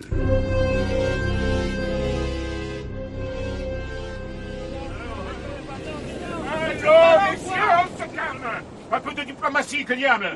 Il n'y a pas de quoi se mutiner.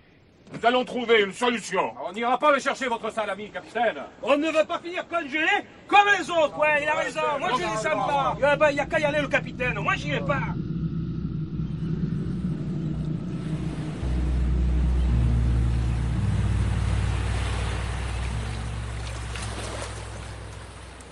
Il y a du grabuge sur le pont. Les hommes d'équipage menacent de flanquer le capitaine à la flotte. Encore au lit. Quel sens de l'observation. Je vous rappelle qu'il se joue un drame ici. Nous n'avons plus de cuisinier depuis qu'il a sauté à l'eau avec son faitout. Eh ben, les requins vont se régaler. En attendant, moi j'ai faim. Et le matelot qui remplace ce pauvre type refuse de descendre chercher les provisions dans la cale. On dit qu'il y a un fantôme en bas. En plus, il paraît qu'il y fait un froid de canard. Tous les légumes auraient gelé, sauf les haricots secs. Encore un coup de la momie. Visiblement, elle n'apprécie pas le voyage. Le port d'Istanbul.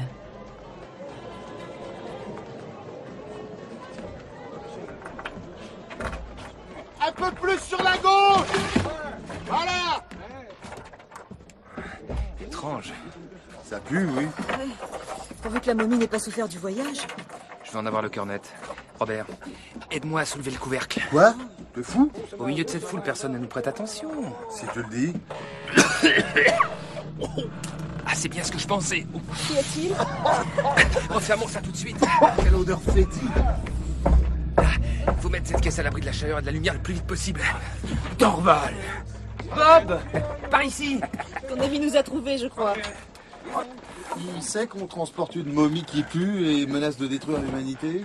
Bob Maron. Alex Dorval, ça faisait un bail. Bob, je te présente ma fiancée, Elsa Corrigan. Mademoiselle, vous avez fait bon voyage? Mis à part une petite mutinerie et une pénurie de denrées alimentaires, ça fait tout à fait charmant. Et lui, là, c'est Robert. Salut. Bienvenue à Istanbul, mon gars. Alors, pour l'avion? Oh, il sera prêt comme prévu demain pour vous emmener à Katmandou. En attendant, vous logerez à l'hôtel Sainte-Sophie où j'ai retenu vos chambres. Vous devez être pressé de prendre un bon bain, vous. Oui. Et nous te suivons. Par ici. Ce soir, je vous emmène dîner au Vieux Harem. On y mange comme des ogres. Les islim kebab du chef sont formidables. C'est de l'agneau grillé au feu de bois. Un délice.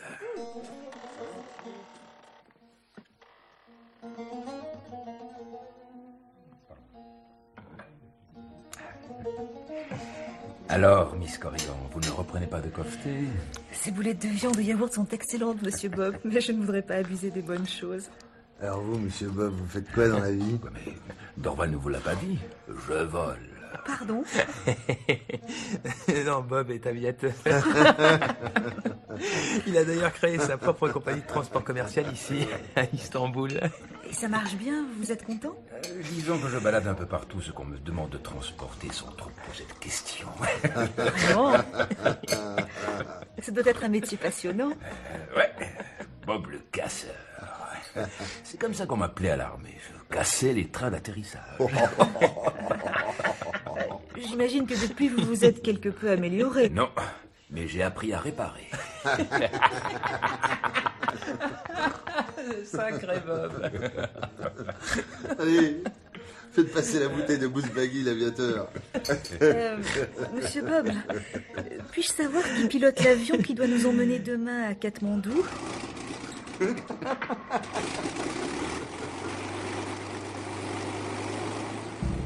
Allez, Elsa, viens! Jamais je ne monterai à bord de cette épave. J'ai promis à grand-père de mourir dans mon lit à l'âge de 102 ans. Il faut partir d'Orval, sinon moi je ne garantis plus les conditions météo. Vous aurez ma mort sur la conscience. C'est ça. Bienvenue à bord du Queenie 3, Miss. Oh, vous, ne me dites pas ce que sont devenus les Queenie 1 et 2. Je connais la réponse. Robert, passe-moi la caisse de la momie à présent. Voilà. Et c'est quoi toutes ces boîtes de conserve avec des crabes dessinés dessus? Il y en a plein la soute. C'est pour un client, top secret. Vous ne fréquentez guère les femmes de ménage, monsieur Bob. Asseyez-vous là à côté de moi et ne faites pas attention, Miss Corrigan, c'est des vieilles taches. Oh, vous avez déchiré votre petit pantalon, il est tout fondu par derrière. Monsieur Bob, je vous prie de bien vouloir regarder la piste de décollage. On est prêt, capitaine. Elsa, ma chérie, tu viens d'installer? Vous y êtes, copilote?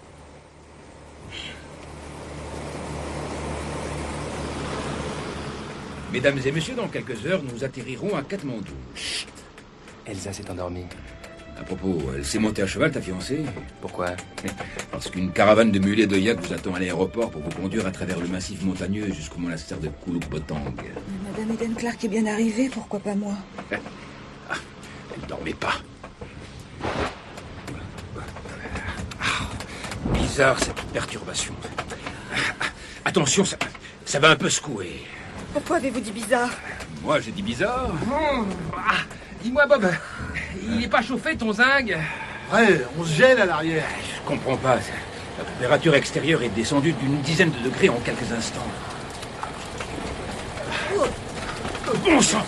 Mais c'est le déluge! C'était pas prévu du tout, ça! La momie. Comme sur le bateau, c'est la momie. Et regardez ça. Oh, mais mon altimètre indique 0. Les instruments de vol! Ils sont devenus fous. Mais qu'est-ce que c'est que cette blague? Oh, il est passé loin. Alex, je crois que je vais paniquer, là. Tenez, Miss, tenez. Buvez-moi ça, c'est du pur malt. Ça vous aidera à tenir le coup. Et rejoignez votre fiancé au pont du zinc. J'y vois rien que toute cette flotte.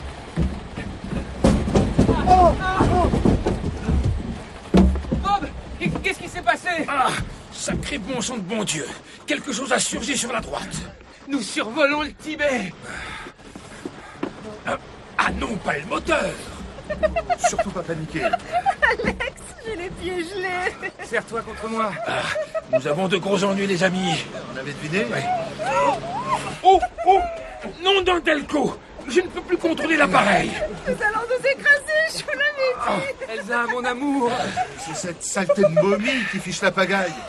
J'aperçois un plateau enneigé. Attendez, je vais tenter un atterrissage forcé entre deux pics rocheux.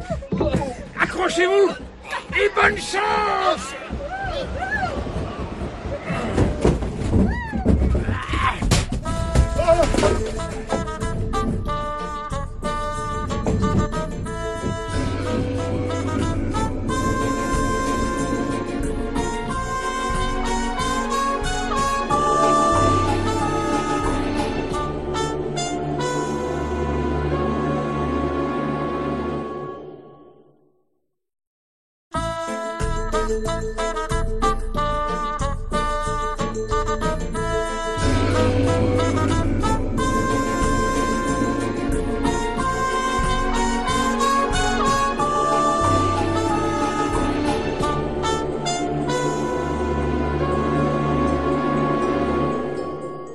Le journaliste Alex Dorval, Elsa et Robert ont entamé un périlleux voyage jusqu'au Tibet afin de rapporter une momie maléfique au monastère de Kulung-Botang, là où elle fut jadis dérobée.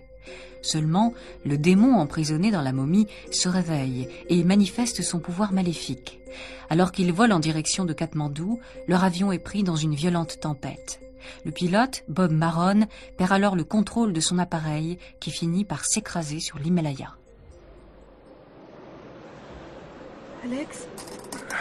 Alex? C'est bon, Elsa.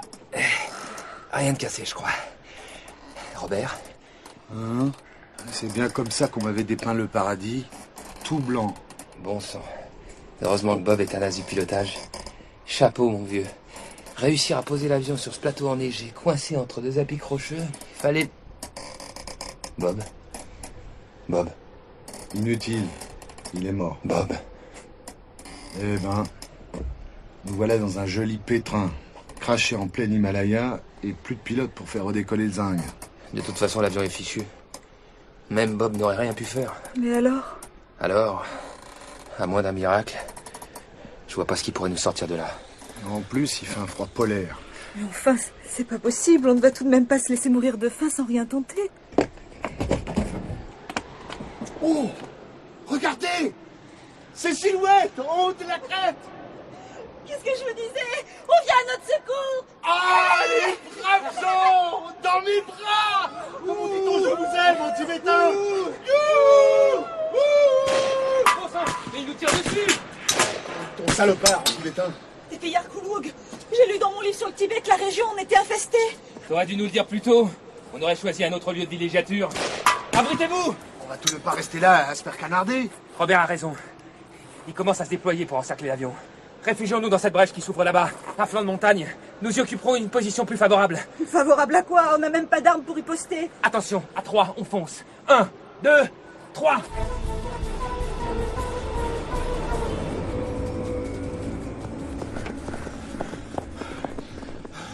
Ouf. Au moins ici, nous serons à l'abri. Que font-ils, ces Ostrogoths? Ils s'approchent de l'épave. Je crois que c'est surtout l'avion qui les intéresse. Ça alors? Que se passe-t-il? Ils détalent comme des lapins. Ils ont tous des guerpilles. La voie est libre, retournons à l'avion. C'est bien ce que je pensais. Les pillards ont ouvert la caisse de la momie. Tu crois que ces durs à cuire auraient eu peur d'une momie? Pas de n'importe laquelle, celle du Shunga. En tout cas, pas question de tenter une sortie pour le moment, avec cette tempête de neige qui s'amène. Rassemblons tout ce qui traîne, comme manteau et comme couverture, et serrons-nous bien fort. Avec plaisir, princesse.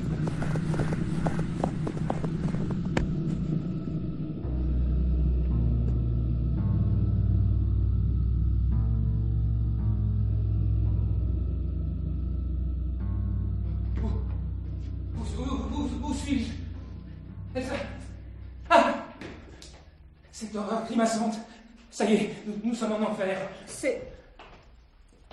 Oh non, il s'agit seulement d'une tapisserie. Mais où sommes-nous?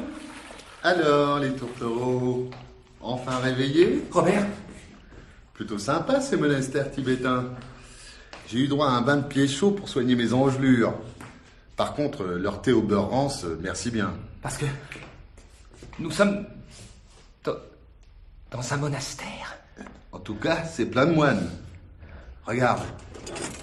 Je vois avec plaisir que les honorables étrangers sont réveillés. Si les honorables étrangers veulent bien me suivre, le grand Béat va les recevoir. Le grand Béat? Le supérieur du monastère. Le grand Béat. Robert.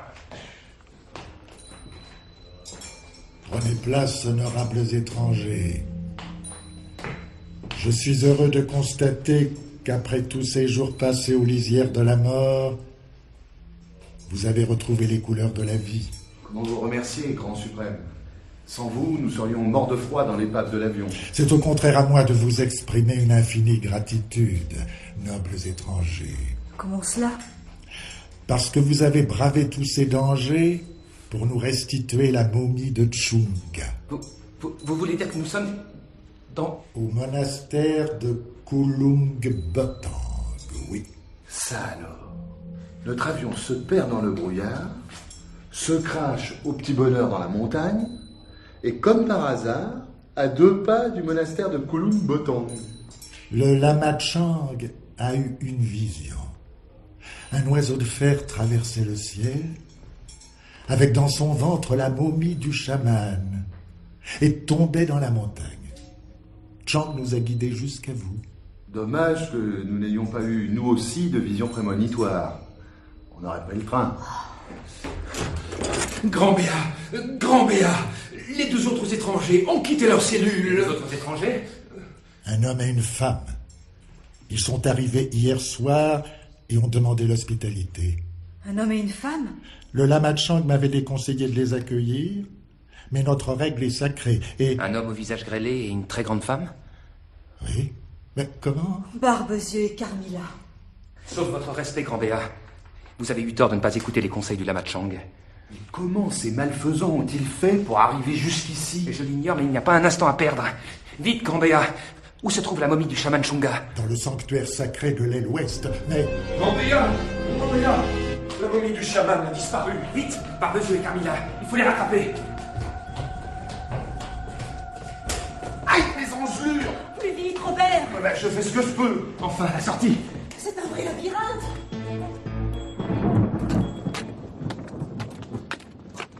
On sent, il règne une atmosphère de fin du monde.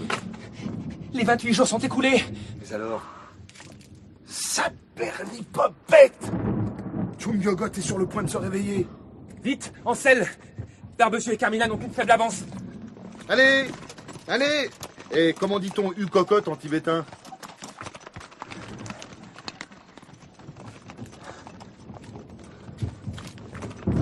Ah, mais on se traîne sur ces bourricots. Comment dit-on vite en tibétain? Ce paysage est lugubre et il fait de plus en plus sombre. Regardez là-bas. Un mulet bouffé par les corbeaux. Allez! Sale bête! Oh mon Dieu, quelle horreur! Carmilla! C'est impossible. On dirait le cadavre d'une vieille femme à moitié décomposée. Pourtant, c'est bien Carmilla. Regarde. La bague à sa main gauche. Oh mon Dieu. Nous ne sommes plus à un prodige près. Pressons. Barbezieux n'est pas loin. Le voilà, au bout du sentier là-bas. On dirait qu'il a des problèmes avec sa mule. Il a beau la tirer, elle se cabre et refuse d'avancer. S'il continue comme ça, il va basculer dans le précipice. Attention! Il nous a repérés. Oh! Encore vous! Laissez tomber, Barbezieux! Vous n'avez plus aucune chance! Jamais! La momie de Chunga est à moi! À moi! Voyons, Barbezieux! Vous ne comptez pas traverser le Tibet à pied avec la momie sur le dos? Allez au diable, Dorval! Attention, attention, il sort une arme, il va... Elsa! Elsa! Elsa, réponds-moi!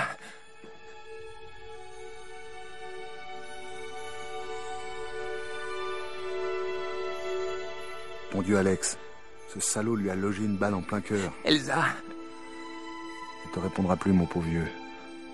Elle est morte.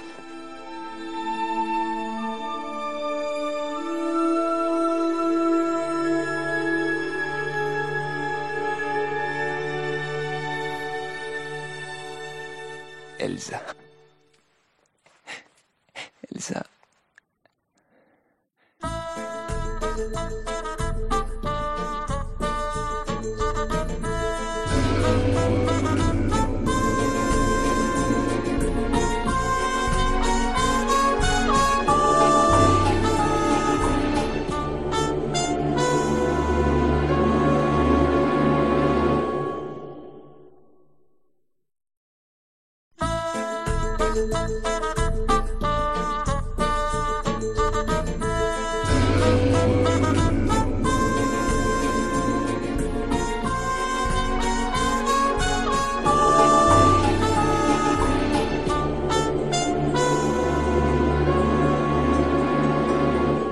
Alex, Elsa et Robert sont enfin parvenus jusqu'au monastère de Kulung Botang pour y rapporter la momie du démon des morts.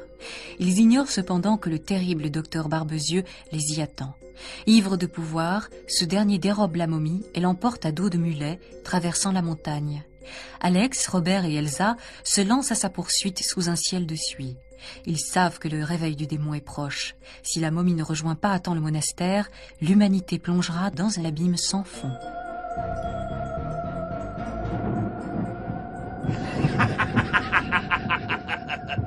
Soyez maudits, pauvres mortels. Vous n'aurez pas la momie. Elle est à moi. À moi. Il s'enfuit à pied dans la montagne en serrant la momie contre lui. Il n'a aucune chance, le fou. Je suis l'homme le plus puissant du monde. Oh, pauvre Carmilla. Elle n'aura pas vécu assez longtemps pour savourer mon triomphe. Ma momie. Ma momie. Vous vous êtes bien fait attendre. Mais que se passe-t-il? Chung Yogot n'appartient à personne. Mais je perds la tête. La momie se réchauffe. Mais comment est-ce possible? Chung Yogot a dormi trop longtemps. Oh non! Oh, par tous les diables de l'enfer! Je brûle!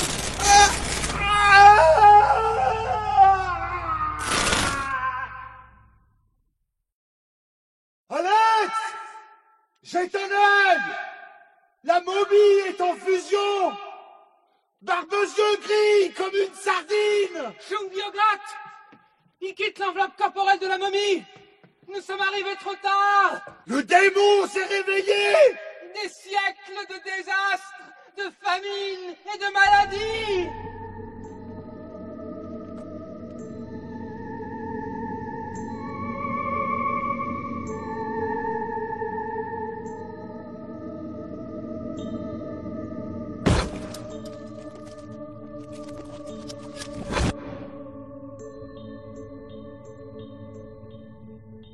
Bizarre. Le ciel ne nous tombe pas sur la tête. Les nuages s'éloignent. Le pire est passé. Monsieur Grand-Béat, vous nous avez suivis jusqu'ici depuis le monastère? Je voulais voir le grand feu d'artifice. C'est à n'y rien comprendre. Le ciel est redevenu limpide. Tout respire la tranquillité. Si cette libération s'était déroulée ailleurs qu'en ces lieux sacrés, le résultat aurait été catastrophique, car l'âme du démon aurait mis un certain temps à retrouver le chemin du ciel. Mais ici, sur le toit du monde, nous sommes si près des cieux que son ascension est fulgurante. Alors, il était inutile que nous poursuivions Barbezieux à travers la montagne. Elsa est morte pour rien. Je n'ai même pas été capable de la protéger. Ces regrets sont inutiles. L'esprit de notre amie bientôt trouvera un autre réceptacle.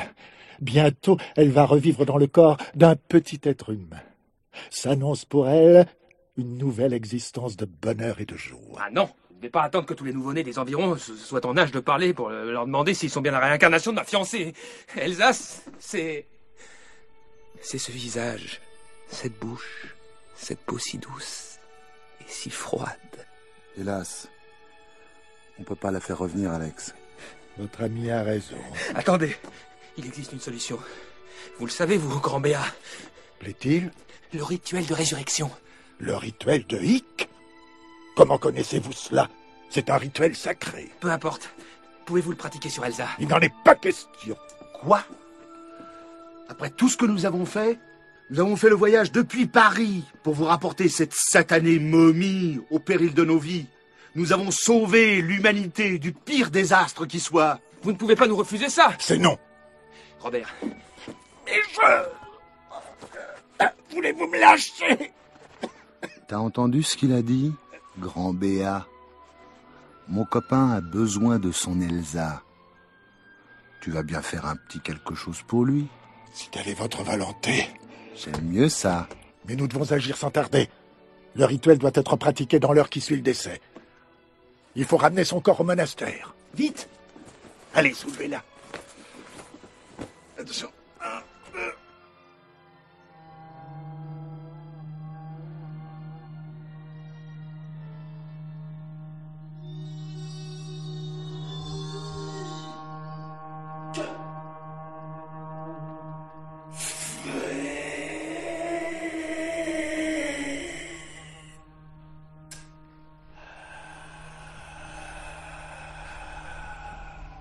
Le corps et l'esprit sont à présent séparés. Comment il sait ça, lui? J'ai rien vu sortir du crâne d'Elsa. Chut! Puisqu'une telle volonté a été exprimée par des êtres de grande valeur, et dont le courage et l'abnégation nous ont été démontrés, je décide donc de redonner à l'enveloppe charnelle de la défunte une seconde vie, identique à la première. Que l'on m'apporte l'instrument sacré. Je vais à présent pratiquer une incision d'une largeur de 2 cm, située sous le lobe de l'oreille gauche, pour que l'esprit précédemment libéré réintègre son corps originel. L'esprit, une fois purifié par le rituel de l'expulsion, le corps de la défunte se régénère. L'enveloppe devient immortelle. Le rituel de résurrection est achevé. Retirons-nous. Alors, ne se réveille pas. Allons la voir. Elsa? Elsa? Elsa? Réponds-moi, mon amour.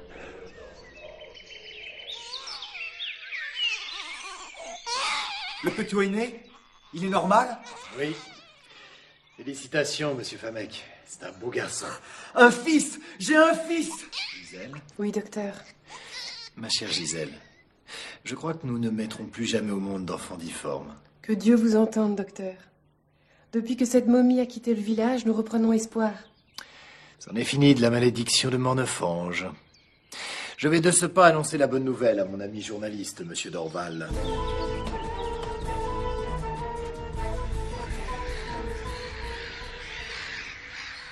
Martha?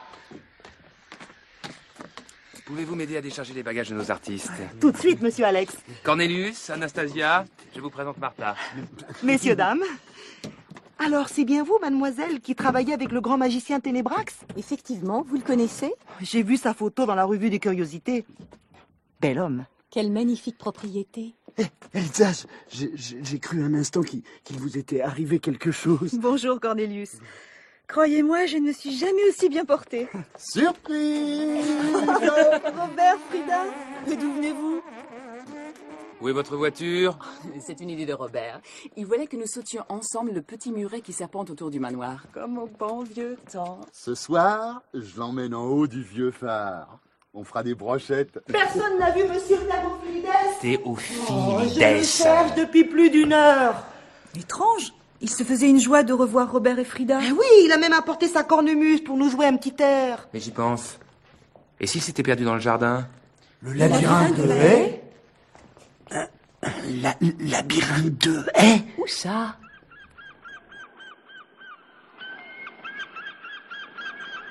Martha! Martha! Ouh!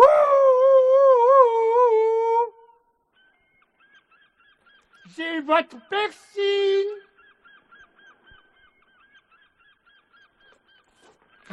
Bon. Ben, je sais ce qu'il me reste à faire.